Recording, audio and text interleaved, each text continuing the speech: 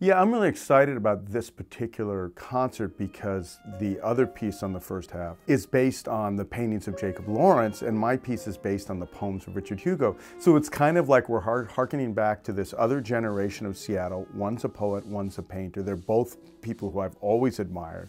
So I just think that's really cool. Those Who Remain comes from the poem 3 Stops to 10 Sleep.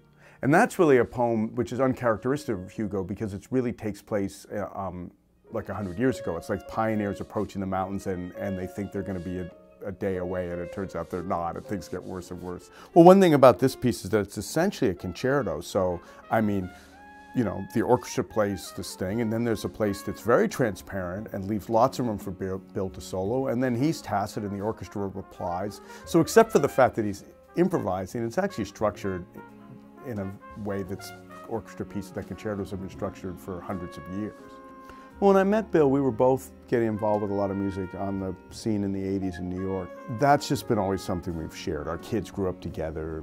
He moved to Seattle kind of after we moved to Seattle, and his family came out to visit. So there's a real personal connection.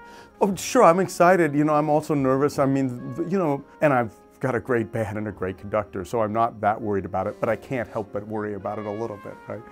But I'm really excited about it, and the fact that Ludo is conducting it is just awesome.